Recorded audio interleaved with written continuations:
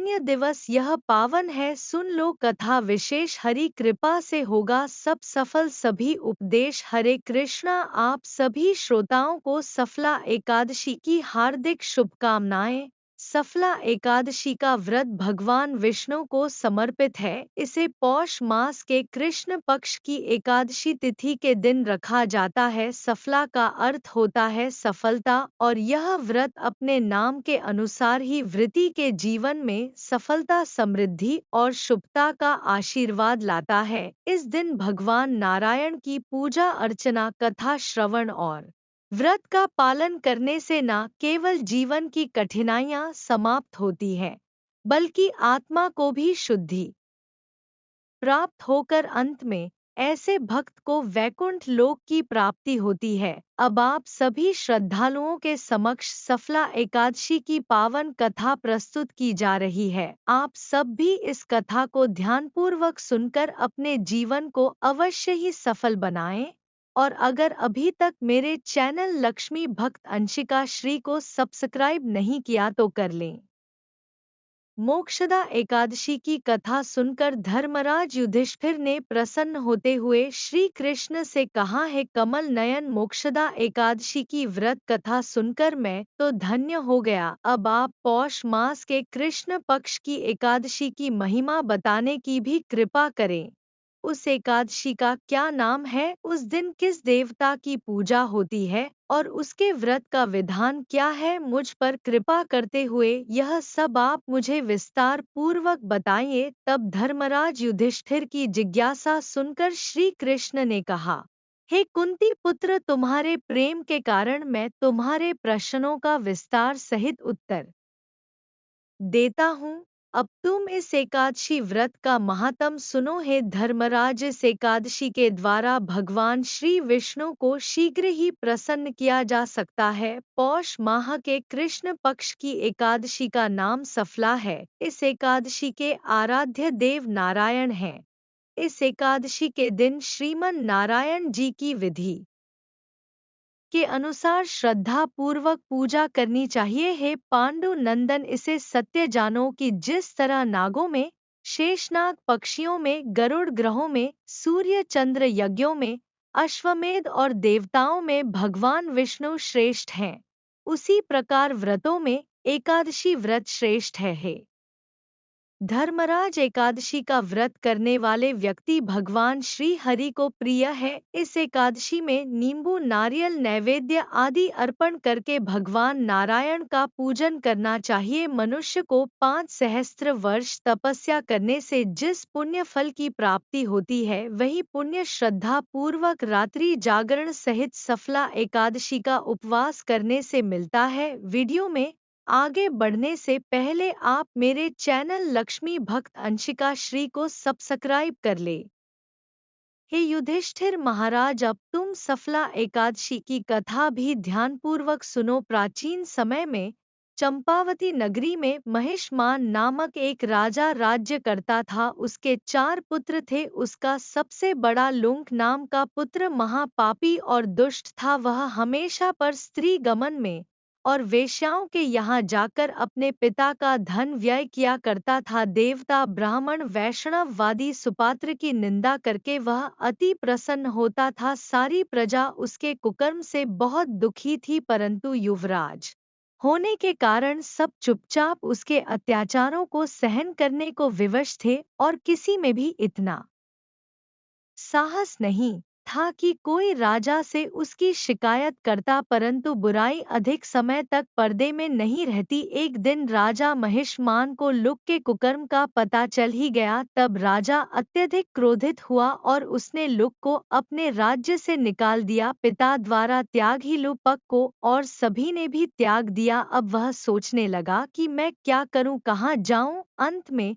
उसने रात्रि को पिता के ही राज्य में चोरी करने की ठानी। वह दिन में राज्य से बाहर रहने लगा और रात्रि को अपने पिता की नगरी में जाकर चोरी और अन्य बुरे कर्म करने लगा। रात में वह जाकर नगर के निवासियों को मारता और कष्ट देता। वन में वह निर्दोष पशु पक्षियों को मारकर उन्हें खा जाया करता था। किसी किसी रात जब वह नगर में चोरी आदि करते पकड़ा भी जाता तो राजा के डर से पहरेदार उसे छोड़ देते थे। कहते हैं कि कभी कभी अनजाने में भी प्राणी ईश्वर की कृपा का पात्र बन जाता है। ऐसा ही कुछ हुआ लपक के साथ भी। जिस वन में वह रहता था वह वन भगवान को भी बहुत प्रिय था और उस वन में एक प्राचीन पीपल का वृक्ष था और उस वन को सभी लोग देवताओं का क्रीड़ा स्थल मानते थे। वन में उसी पीपल के वृक्ष के नीचे महापाप लुक रहने लगा। कुछ दिनों बाद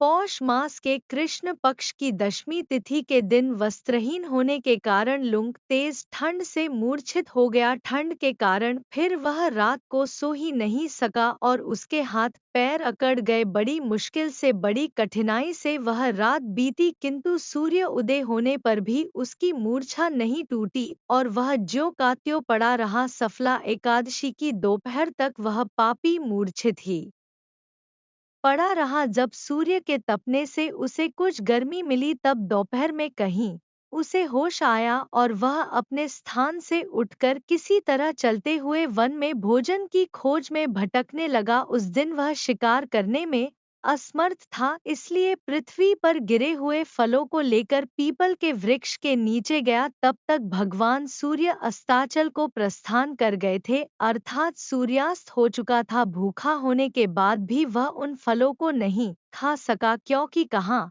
तो वह नित्य जीवों को मारकर उनका मांस खाया करता था और आज कहाँ उसे खाने को यह फल मिले थे। उसे फल खाना बिल्कुल भी अच्छा नहीं लगा, इसलिए उसने उन फलों को पीपल की जड़ के पास रख दिया और दुखी होकर बोला, हे ईश्वर, यह फल आपको ही अर्पण है, इन फलों से तो आप ही तृप्त होइए। ऐसा कहकर वह रोने लगा और रात को उसे नींद नहीं आई। वह सारी रात रोता रहा। इस प्रकार उस पापी से अनजाने में ही एकादशी का उपवास हो गया। उस महापाप के इस उपवास और रात्रि जागरण से भगवान श्री हरि अत्यंत प्रसन्न हुए और उसके सभी पाप नष्ट हो गए। दोस्तों, आप सब कृपया मेरे चैनल लक्ष्मी भक्त अंशिका श्री को सब्सक्राइब कर लें और बेल आइकन को प्रेस करना बिल्कुल भी न भूलें।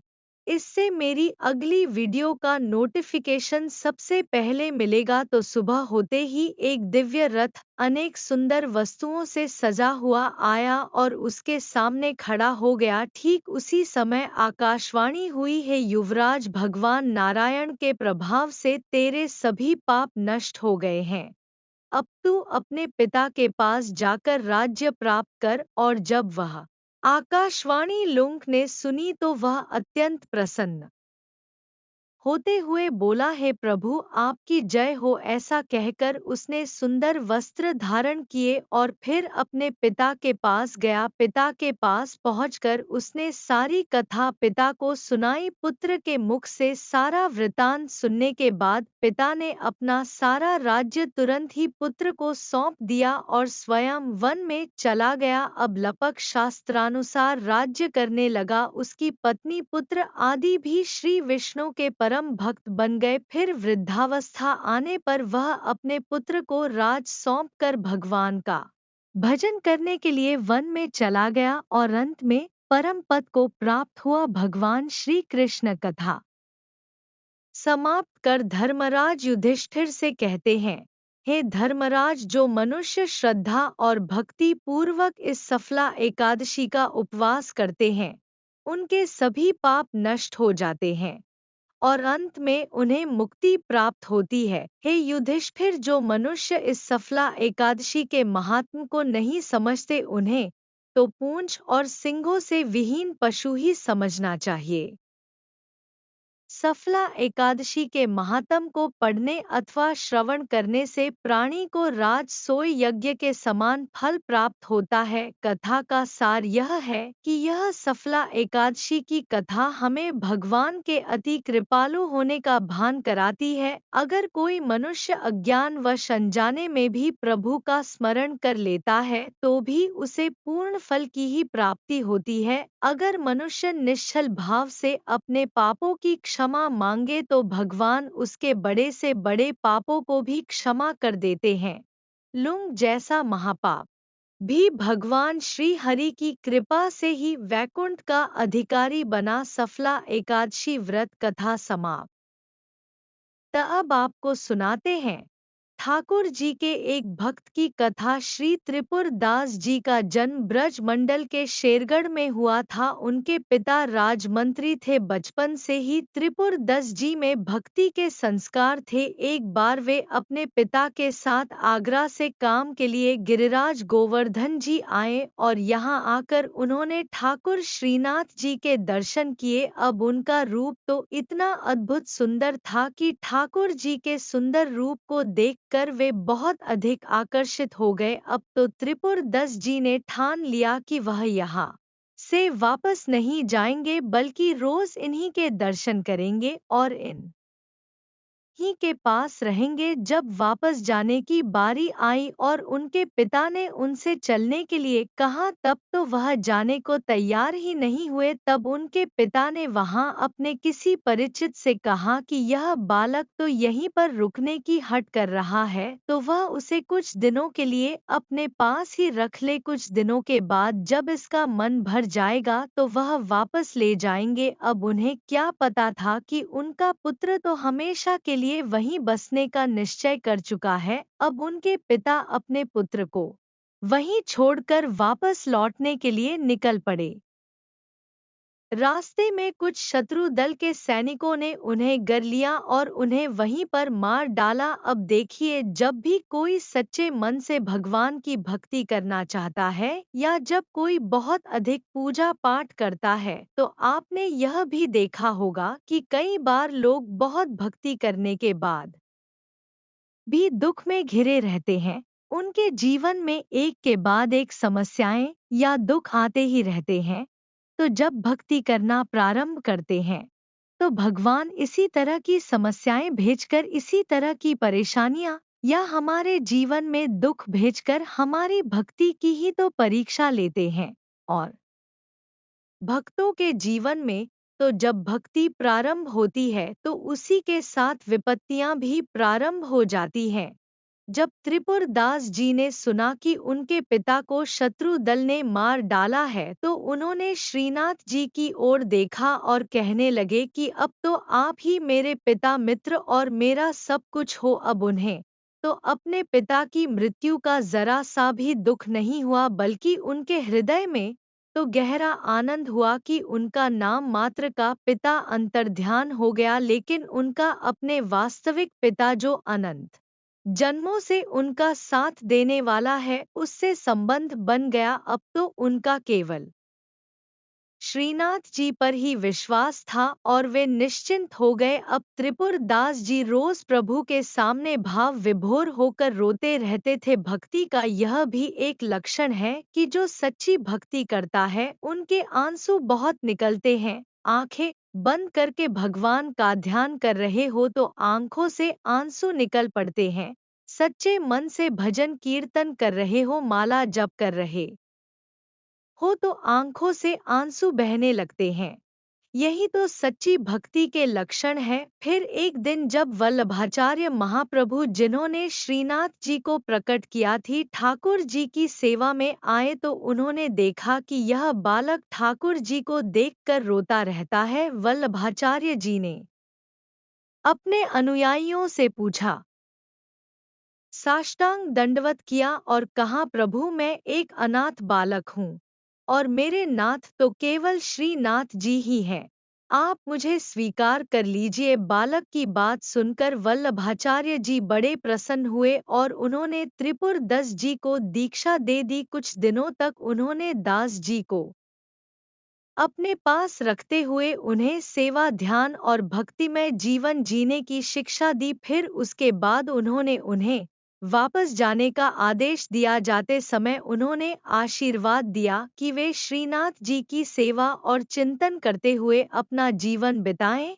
अब गुरु की आज्ञा का पालन करते हुए त्रिपुर दास जी वापस अपने पिता की नगरी में चले गए। जब यह कुछ बड़े हुए तो राजा ने उनके पिता का पद उन्हें सौंप दिया। अब इस तरह वे राजम मंत्री बन गए। त्रिपुर दास जी जानते थे कि धन की वास्तविक सार्थकता यही है कि उसका उपयोग केवल संतों की सेवा में किया जाए, अपने ऊपर खर्च ना किया जाए। संत, ब्रह्मा ऋषि, भगवान के विग्रह की पूजा और किसी असहाय व्यक्ति की मदद करना जो बीमार या असमर्थ हो, इनमें जो धन खर्च होता है वह आपके भाग्य के बैंक खाते में जमा हो जाता है और फिर आपको यह ब्याज सहित वापस मिलेगा। और हमारे प्रभु के बैंक में तो बहुत ज्यादा है, इतना ज्यादा है कि ऐसा मानो 1 रुपए पर लाखों गुना ब्याज। और जो आप देखते हैं ना कि कोई बड़ा पद प्राप्त करता है या फिर कोई राजा बन जाता है, तो यह सब पूर्व जन्म में किए गए अच्छे कर्मों का ही फल है। लेकिन आजकल इस बैंक में विश्वास रखने वाले लोगों की बहुत कमी हो गई है। अब त्रिपुर दास जी ने यह निश्चय किया कि राजमंत्री पद से जो भी धन मिलेगा उसे वे केवल और केवल संतों की सेवा और भगवान की सेवा में ही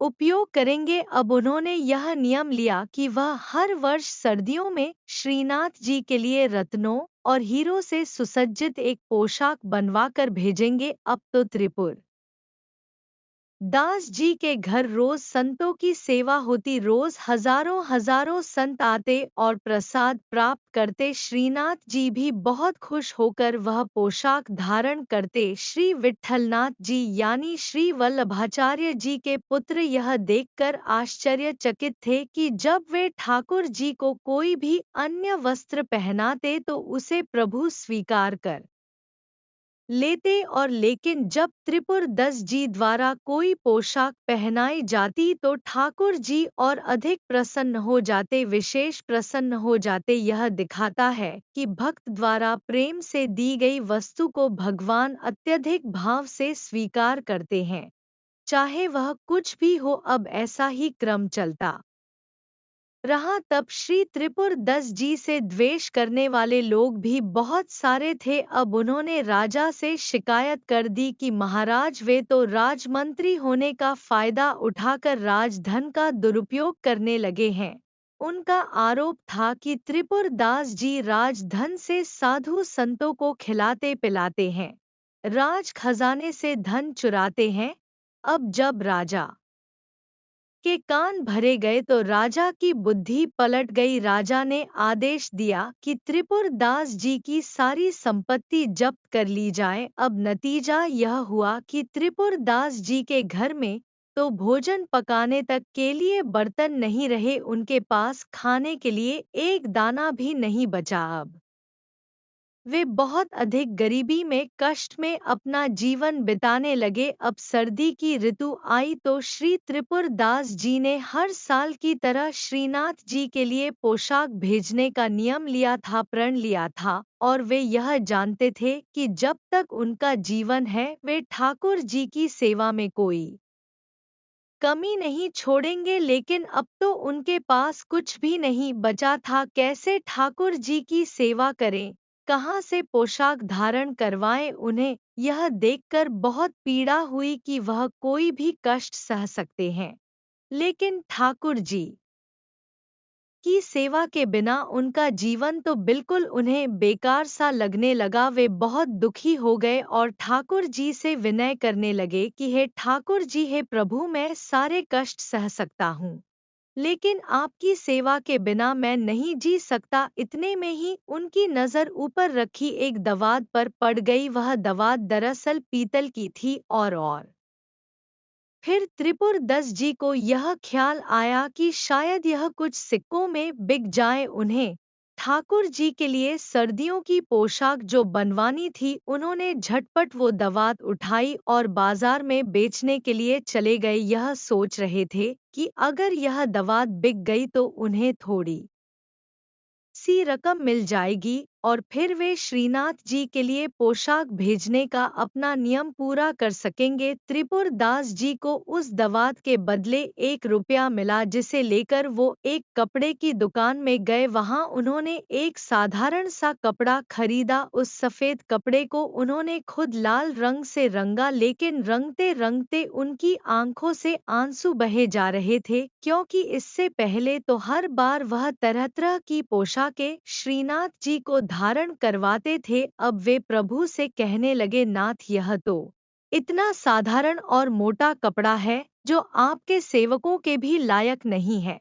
मैं भला इसे आपके चरणों में कैसे समर्पित करूं? ऐसा सोच कर कि यह तो ठाकुर जी के लायक ही नहीं है, उन्होंने वह कपड़ा रंगने के बाद भी अपने पास ही रख लिया। उनकी हिम्मत नहीं हुई कि वह साधारण सा कपड़ा श्रीनाथ जी को अर्पित करने जाएं, क्योंकि वह जानते थे कि श्रीनाथ जी को तो चढ़ावे में जाने कितनी कितनी कीमती पोशाकें मिलती हैं, और मेरा साधारण सा वस्त्र भला ठाकुर जी क्यों स्वीकार करने लगे। अब एक दिन त्रिपुर दस जी ने श्रीनाथ जी के एक सेवक को देखा। उन्होंने सेवक को प्रणाम किया और उसे अपने घर ले आए। उनके घर में खाने पीने का कोई उचित प्रबंध तो था नहीं, फिर भी त्रिपुर दास जी ने श्रीनाथ जी के एक सेवक को देखा। उन्होंने सेवक को प्रणाम किया और उसे अपने घर ले आए। उनके घर में खाने पीने का कोई उचित प्रबंध तो था नहीं, फिर भी त्रिपुर दास जी ने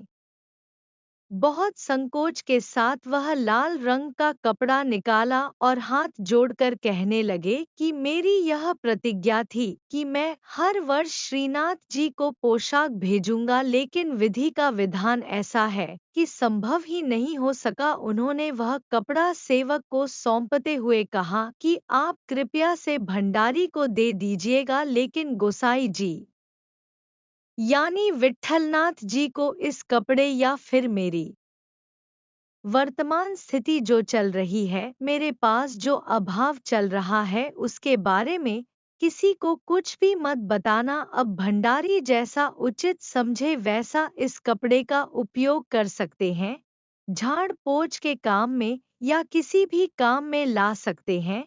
सेवक ने वह वस्त्र ले जाकर भंडारी को दे दिया और त्रिपुर दस जी की दीनहीन स्थिति के बारे में बताकर कहा कि इस सेवा का अपमान ना किया जाए। भंडारी ने उस कपड़े का सम्मान पूर्वक उपयोग करते हुए ठाकुर जी की अन्य पोशाकों को लपेटने के लिए अलमारी में रख लिया। अब सर्दी का समय आया तो सर्दी का समय था। एक दिन श्रीनाथ जी श्रृंगार के बाद अचानक कांपने लगे। जब श्री विट्ठलनाथ जी चरण सेवा में लग गए तो ठाकुर जी ने उनसे कहा कि मुझे बहुत जोर की ठंड लग रही है। सुनते ही विट्ठलनाथ जी ने तुरंत ठाकुर जी को महंगे गर्म वस्त्र पहनाए। अब ठाकुर जी फिर भी कहने लगे, अरे भैया, बहुत जोर से ठंड लग रही है, कुछ तो करो। तब श्री विट्ठलनाथ जी ने तुरंत अंगीठी चलाकर ठाकुर जी के पास रख दी कि अब इनकी ठंड कम हो जाए, लेकिन ठाकुर जी तो अब भी थरथर कांप रहे थे। फिर कहने लगे कांपते हुए, भैया, मुझे बहुत जोर से ठंडी लग रही है, मुझसे नहीं रहा जाएगा, कुछ तो करो। गोसाई जी समझ गए कि यह साधारण ठंड नहीं है, यह तो किसी भक्त के हृदय की पीड़ा का ही संकेत था, वरना तो ठाकुर जी की ठंड दूर करने के लिए वह सारे उपाय कर ही चुके थे। तब बड़े संकोच भाव को रखते हुए गोसाई जी बोले कि प्रभु, अब बताओ मैं आप क्या उपाय करूं? मैंने आपको गर्म पोशाक पहना दी, अंगीठी भी जलाकर आपके पास रख दी, फिर भी आप कह रहे हैं कि आपको ठंड लग रही है, बल्कि ऐसा तो होना नहीं चाहिए। अब तक तो आपकी ठंड दूर हो जानी चाहिए थी। अब विट्ठलनाथ जी को विचार आया कि कहीं किसी भक्त के भेजे हुए वस्त्र का अपमान तो नहीं हो रहा। उन्होंने सेवकों को बुलाकर कहा कि तुरंत बही खाता लाओ और देखो कि इस वर्ष किस किस की पोशाक आई है और किसकी नहीं आई है। तब सेवकों ने वही खाते में से सबके नाम पढ़कर सुनाए, लेकिन उस लिस्ट में त्रिपुर दास जी का कोई नाम ही नहीं था। तब विट्ठलनाथ जी ने पूछा कि आपने सब नाम तो बता दिए, लेकिन त्रिपुर दास जी का नाम क्यों नहीं सुनाया, और वह तो हर वर्ष ठाकुर जी के लिए पोशाक भेजा करते थे, क्या इस वर्ष उन्होंने कुछ भी नहीं भेजा? तब सेवकों ने बताया कि राजा द्वारा उनका सारा धन नष्ट कर दिया गया, उनका सब कुछ छीन लिया गया है। तब विट्ठलनाथ जी ने फिर पूछा, तो क्या इस वर्ष उन्होंने कुछ भी नहीं भेजा? अरे कुछ तो भेजा होगा, ऐसा तो हो नहीं सकता। तब सेवकों ने उत्तर दिया कि ठाकुर जी इस वर्ष उन्होंने केवल एक लाल रंग का साधारण सा वस्त्र भेजा है, जो कि ठाकुर जी की पोशाक लायक नहीं था, इसलिए हमने उसे पोशाकों को लपेटने के लिए इस्तेमाल कर दिया और अलमारी में रखा हुआ है। अब तो विट्ठलनाथ जी ने तुरंत समझ लिया कि ठाकुर जी को ठंड क्यों लग रही थी। दरअसल ठाकुर जी को ठंड लगने का कारण ही यही था। उन्होंने तुरंत दर्जी को बुलवाया और उस साधारण से कपड़े से ठाकुर जी के लिए एक सुंदर सी पोशाक बनवाई। अब जैसे ही ठाकुर जी ने उस साधारण कपड़े की पोशाक धारण की, वह मुस्कुराए और बोले, हाँ, अब मेरी सर्दी दूर हो गई। तो ठाकुर जी बड़े रिजवर हैं, वह केवल प्रेम और भाव से ही अपने भक्तों पर रीझ जाते हैं। बस हमारी भक्ति सच्ची होनी चाहिए, हमारे मन के भाव सच्चे होने चाहिए। हरे कृष्णा। तो यह थी आज की कथा। आपको कैसी लगी कमेंट बॉक्स में ज़रूर बताइएगा, और मेरे चैनल लक्ष्मी भक्त अंशिका श्री को लाइक, कमेंट और सब्सक्राइब ज़रूर करें। धन्यवाद।